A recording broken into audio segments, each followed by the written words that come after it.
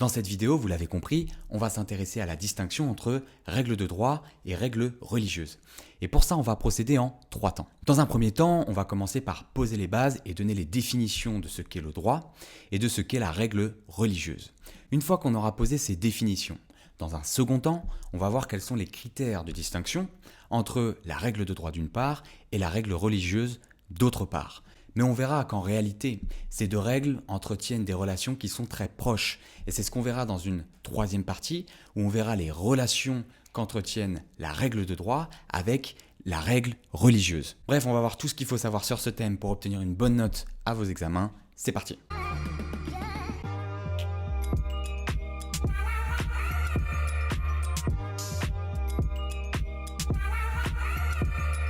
Alors voyons d'abord les définitions du droit et de la religion. Alors, ça ressemble un peu à ce qu'on avait vu dans la vidéo sur le droit et la morale. Il faut d'abord, quand on définit le droit, définir d'une part les droits subjectifs et ensuite le droit objectif. Les droits subjectifs, ce sont les prérogatives attribuées à un individu dans son intérêt, lui permettant de jouir d'une chose, d'une valeur ou d'exiger d'autrui une prestation. Selon cette définition, toute personne a nécessairement des droits subjectifs puisque c'est la définition même de la personnalité juridique. La personnalité juridique, c'est l'aptitude à être titulaire de droits et d'obligations, et titulaire de droits subjectifs. Donc c'est par exemple, le droit au respect de la vie privée est un droit subjectif qui est notamment consacré par l'article 9 du Code civil. Ensuite, on a le droit objectif. Le droit objectif, c'est le droit envisagé dans un ensemble de règles régissant la vie en société, sanctionnées par la puissance publique. Donc par exemple, quand on parle du droit avec un grand D ou du droit du travail, du droit commercial, on va faire référence au droit objectif, à un ensemble de règles. Et parmi les règles qui régissent la vie en société, on distingue différents types de règles, différents systèmes normatifs, les règles de droit, les règles morales, les règles scientifiques et les règles religieuses qu'on va voir dans cette vidéo.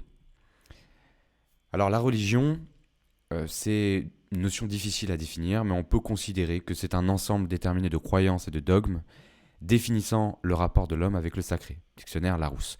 En réalité, ce qu'il faut retenir, c'est que la religion est un système normatif au même titre que le droit, et ces deux systèmes normatifs soit s'opposent, soit parfois se complètent, soit s'influencent réciproquement. Alors, lorsque vous étudiez ce thème, il faut toujours connaître les critères de distinction entre la règle religieuse et la règle de droit. Ces critères, évidemment, ils ne figurent pas dans le Code civil ou dans la loi, ce sont des critères qui ont été dégagés par la doctrine, c'est-à-dire par des auteurs, par des juristes. Premier critère, l'origine de la règle. La règle religieuse a pour origine une révélation surnaturelle faite par Dieu à l'homme. Alors que la règle de droit, elle vient d'un acte de volonté humaine. Elle est votée par exemple en France par le Parlement composé de l'Assemblée nationale et par le Sénat, au sein desquels sont élus des représentants du peuple français. Alors je précise bien que pour cette vidéo, on parle toujours du droit français. Deuxième critère de distinction, la finalité de la règle. La règle religieuse, comme pour la morale, elle vise le perfectionnement de l'homme. Mais la différence avec la morale, c'est que la règle morale vise le perfectionnement individuel de l'homme. Ici, la règle religieuse vise le perfectionnement de l'homme, mais le but c'est d'accéder au salut, à la vie éternelle. Alors que la règle de droit, on l'avait déjà vu sur la vidéo sur le droit et la morale, elle vise simplement à régir les rapports sociaux. Le but, c'est de favoriser une vie harmonieuse des individus au sein de la société. Donc le but, c'est plus la paix sociale pour la règle de droit, alors que pour la règle religieuse, c'est l'accession au salut, à la vie éternelle. Troisième critère, c'est la sanction de la règle. La règle religieuse, la sanction, elle est abstraite et spirituelle. C'est la confession, la recherche du pardon, parfois peut-être la mauvaise conscience, et elle est parfois, dans des cas extrêmes, corporelle. Mais en d'autres termes, le non-respect d'une norme religieuse n'a de conséquence qu'entre la divinité et le croyant, en tout cas en France. La règle de droit, elle est sanctionnée par la société, par le biais de sanctions civiles, administratives, pénales. Donc c'est la société, c'est le corps social qui va procéder à la sanction de la règle de droit. Donc, en résumé, premier critère de distinction, l'origine de la règle. La règle religieuse vient d'une révélation surnaturelle faite par Dieu à l'homme. La règle de droit vient d'un acte de volonté humaine, en l'occurrence le Parlement. Deuxième critère, la finalité de la règle. La règle religieuse vise l'accession au salut, la vie éternelle, alors que la règle de droit vise simplement la paix sociale.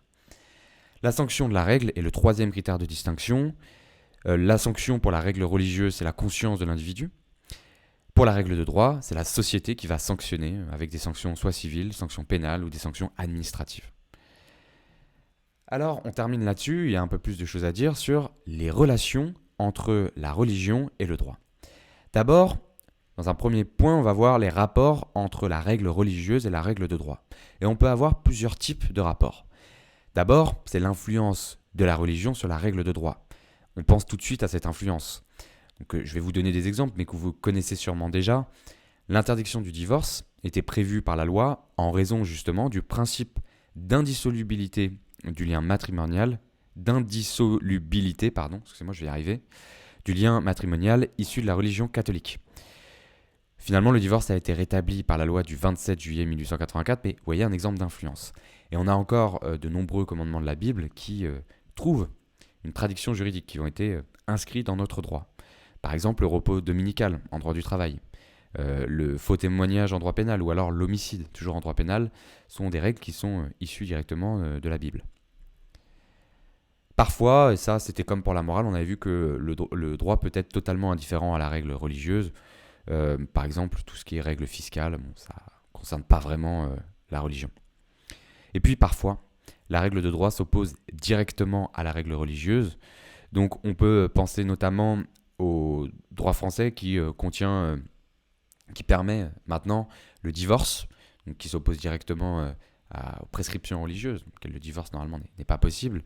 Et on peut penser notamment au divorce par consentement mutuel, qui peut même, pour lesquels les parties qui soient divorcées peuvent même se passer de juge.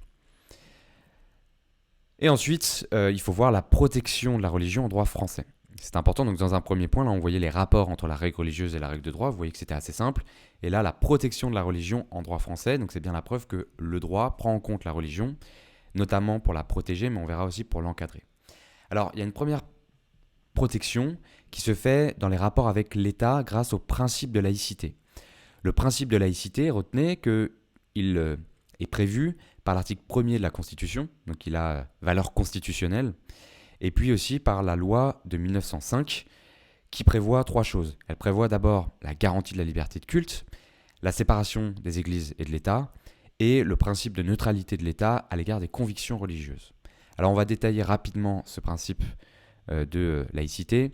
Donc ce principe de laïcité va imposer à l'État un devoir de tolérance, ce qui va impliquer pour l'État d'abord le devoir, l'obligation de respecter toutes les religions, mais aussi un devoir de neutralité. Et ce devoir de neutralité, il implique deux choses.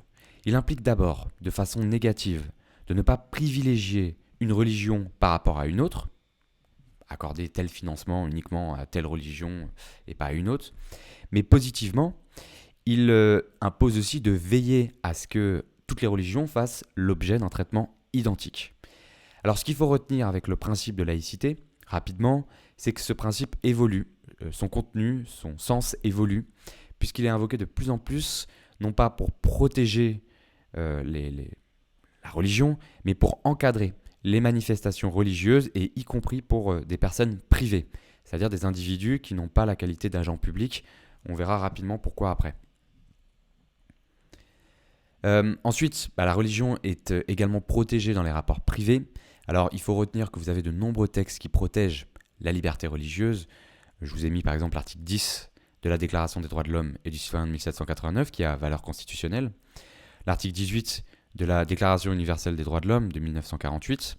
On a aussi l'article 9 de la Convention européenne de sauvegarde des droits de l'homme et des libertés fondamentales. Bref, vous voyez que la liberté religieuse est garantie par des textes nationaux, constitutionnels et des textes internationaux. Mais cette liberté religieuse, elle est encadrée. Et il faut retenir quelques motifs qui permettent d'encadrer cette liberté religieuse. Alors, simplement, il faut bien comprendre que la liberté de croire, la liberté de croyance est absolue. On ne peut pas interdire à quelqu'un de croire en telle religion. Ce qui va être encadré, c'est simplement la manifestation de ses convictions religieuses. Puisque, si vous voulez, ce n'est pas la même chose, la liberté de croyance et la liberté de manifester, d'exercer sa foi par des pratiques religieuses.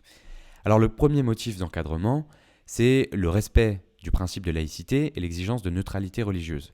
C'est un principe qui est très largement invoqué pour venir encadrer la liberté religieuse.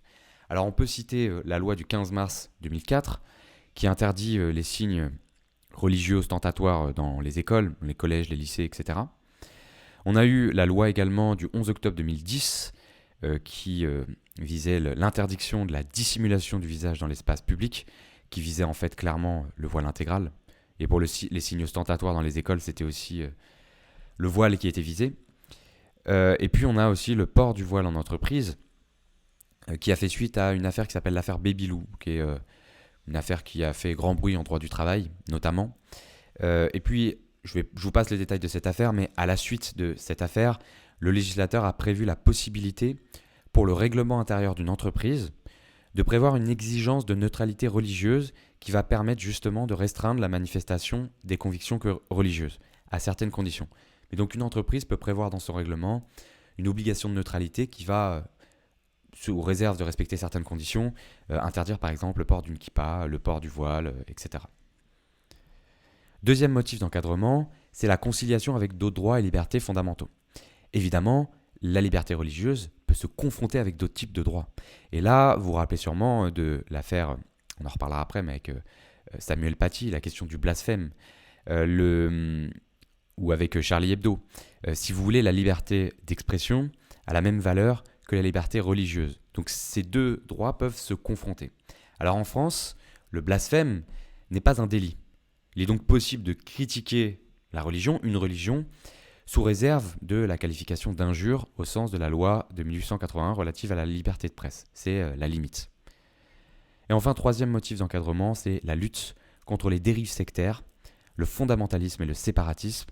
Et là, on peut prendre deux exemples. Donc, il y avait une loi du 12 juin 2001 qui tendait à lutter contre, par la prévention, la répression des mouvements sectaires.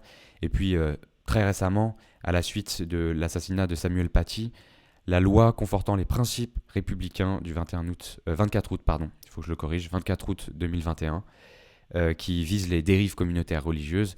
Et en réalité, ce qui est visé, c'est l'islamisme radical. C'est tout pour cette vidéo. N'oubliez pas de mettre un pouce bleu en bas de la vidéo si vous l'avez apprécié, ça m'aide beaucoup. Abonnez-vous si ce n'est pas déjà le cas. Je vous dis bon courage pour vos révisions. Bye.